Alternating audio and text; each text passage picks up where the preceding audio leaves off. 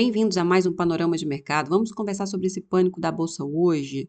Ibovespa despencou, dólar disparou, juros futuros também. O que está acontecendo? Meu nome é Carolina Vargas, eu sou economista, investidora, especialista na metodologia Wyckoff, uma metodologia de análise preditiva que ensina a rastrear os investidores profissionais utilizando indicadores de volume. Pessoal, o JP Morgan rebaixou as ações brasileiras, diz preferir o México. O Morgan Stanley tinha feito isso também há 10 dias atrás. Esses grandes investidores, eles não dão ponto sem nó. Vai trazer volatilidade para o mercado. Eu pensei que tivesse parado ali no Morgan Stanley, mas ontem o JP Morgan também rebaixou o Brasil. E nós tivemos um anúncio do pacote fiscal. O dólar disparou, foi para R$ 6. Isso é muito negativo para a nossa economia, que é muito indexada. Vai forçar o Banco Central a fazer uma elevação da taxa Selic. Provavelmente teremos uma elevação aí de 1% em dezembro, uma política monetária contracionista para tentar conter esse processo aí de inflação. O dólar, o que eu vejo aqui no gráfico do dólar? Falei para vocês que tinha tido uma acumulação aqui, acreditava que isso fosse uma distribuição. Essa é uma região do passado, gente, com pressão vendedora. No entanto, eu não vi a atuação dos investidores profissionais para jogar o dólar para baixo novamente. Se isso foi uma reacumulação para a continuidade do movimento de alta, eu não sei onde esse dólar vai parar. Mas nós temos um alvo aqui, R$ 6, que passou um pouco hoje. Nós temos aqui próximo aos 6,20. Então, a gente precisa acompanhar para ver o que vai acontecer no dólar. É muito importante porque o dólar, gente, afeta totalmente a nossa economia. Dólar alto é péssimo para o Brasil. Eu quero comentar uma coisa com vocês. Eu faço vídeos aqui no canal falando sobre setores defensivos, mas os vídeos que têm mais acesso, mais visualização são sempre de empresas porcaria, Americanas, Oi, Magazine Luiza, Casas Bahia. Então, isso é um problema, porque esse tipo de empresa é a que sofre mais em momentos de crise. Empresas de setores defensivos, setor elétrico, saneamento, seguridade, financeiro, são os mais seguros, principalmente para quem investe para longo prazo. Então, gente, eu vou falar sempre sobre isso. É muito importante vocês escolherem boas empresas. Então, gente, vamos agora para o gráfico. Eu coloquei aqui um novo alvo para o Ibovespa. Esse gráfico aqui só atualiza no dia seguinte. Nós estamos aqui mais ou menos nos 124.600 pontos. Eu vejo mais aí uma possibilidade do Ibovespa vier até os 121, mais ou menos, tá? Tem essa possibilidade. Por quê? Eu vou explicar para vocês por quê. O índice futuro tá acontecendo mais ou menos o mesmo que aconteceu aqui, tá, gente?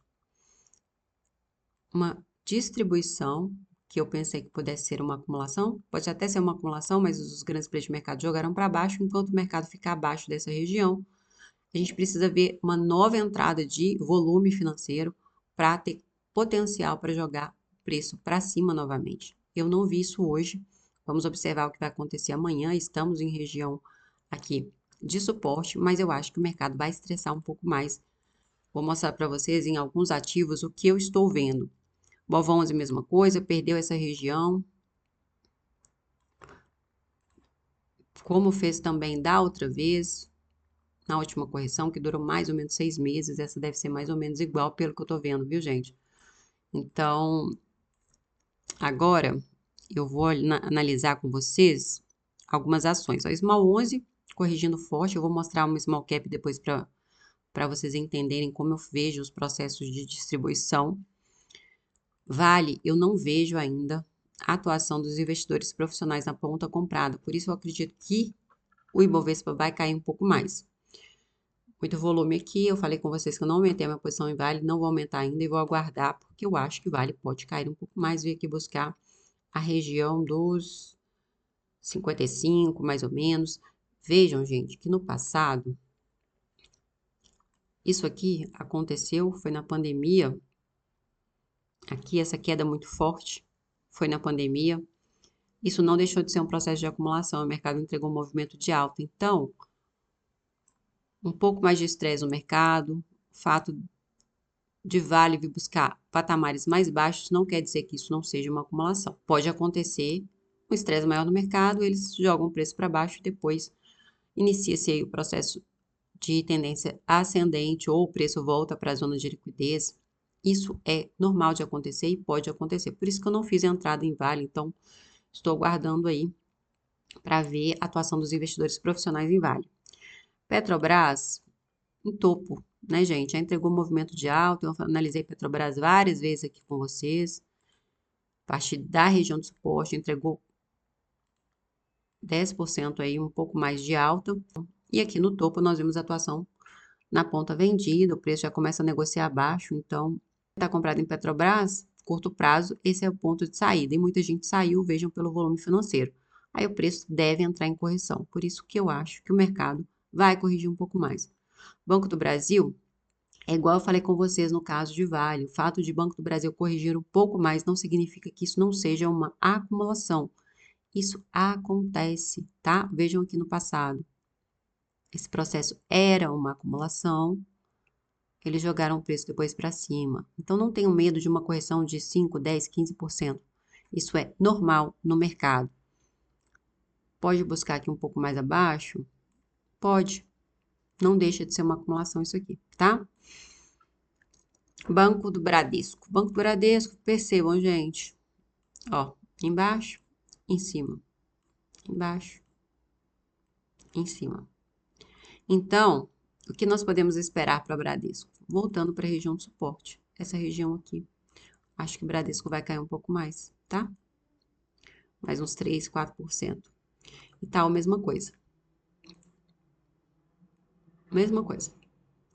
Tem espaço para cair mais uns 4%, 4,5%.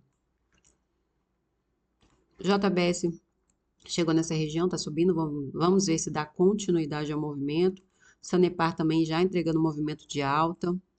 Hoje fechou muito bem, já está subindo 10% da região de suporte.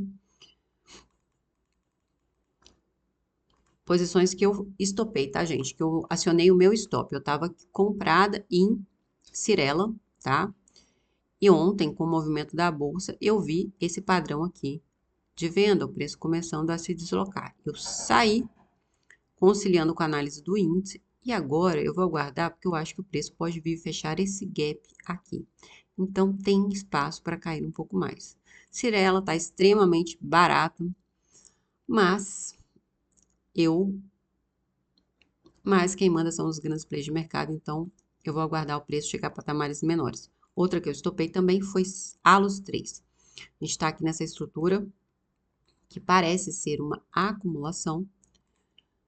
No entanto, gente, é o que eu falei com vocês, pode cair um pouco mais, não deixaria de ser uma acumulação, porque está caindo, mas eu vou esperar ver até onde o Ibovespa vai chegar. Lojas Renner é a minha operação de curto prazo, eu já finalizei em Lojas Renner, então a posição que eu estou em Lojas Renner é de longo prazo, eu vou deixar, acho que Lojas Renner pode voltar aqui para baixo, tá?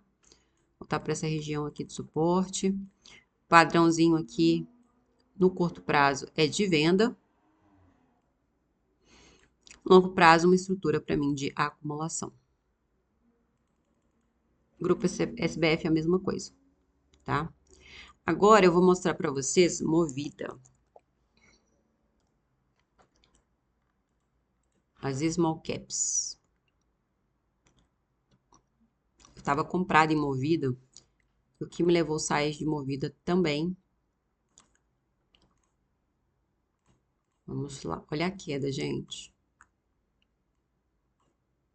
Vejam, padrão de venda. Padrão de venda de curto prazo. Olha o volume que eles injetaram em Movida quando a gente analisa tempo gráfico menor, por isso que eu gosto de analisar tempos gráficos menores, a gente vê a atuação do Smart Money, o preço começa a negociar abaixo, eu saí percebendo que o mercado ia continuar esse processo de correção. Aí você concilia com a leitura do Small 11, tá? Que é o ETF das Small Caps, e aí você sai fora. Ah, uma outra ação que eu quero comentar com vocês é INBR 32, Banco Inter. Eu gosto muito de Banco Inter, Nubank, principalmente para longo prazo. E vejam a atuação do Smart Money aqui em Banco Inter, em uma região de suporte. Não respeitou o primeiro suporte, tá? Falo com vocês, o mercado é dinâmico, ele não respeitou e veio buscar aqui essa outra região de suporte e teve uma atuação muito forte aqui. Então, eu vou observar, dependendo do que acontecer, eu vou comprar mais Banco Inter. Então, gente, é isso. Mais correção aí pela frente. O mercado estressou geral. As pessoas não sei quem estão esperando o governo PT esse mercado. Realmente é um governo de esquerda que acredita que o crescimento econômico depende de mais gastos do governo. Uma hora a conta chega. Então, vamos aguardar as cenas dos próximos capítulos com bastante cautela, focando principalmente em empresas de setores defensivos. A correção deve continuar um pouco mais e a gente tem que estar preparado para todos os cenários possíveis. Outra coisa importante, que eu vou fazer um vídeo depois para vocês, que me perguntaram outro dia, em caso de uma guerra, o que acontece? Uma grande guerra mundial. Eu vou fazer um vídeo sobre isso, depois vou postar aqui no canal. Eu fiz muita pesquisa interessante sobre isso, estou montando um roteiro para a gente conversar sobre essa possibilidade também, porque a gente vê aí uma corrida armamentista, vários países buscando aumentar as suas despesas com o setor de defesa para se armar em caso de uma possível grande guerra. E é uma coisa que a gente não pode deixar de considerar. Então, eu fico por aqui, espero que vocês tenham gostado do vídeo. Quem gostou, curte, compartilha. Se inscreva no canal, eu vou sempre trazer informações importantes e relevantes sobre a Bolsa e o mercado financeiro em geral. E lembrando, gente, não se trata de recomendação de compra, nem de venda, nem de manutenção de ativos. Eu trago para vocês informações para auxiliá-los na tomada de decisão.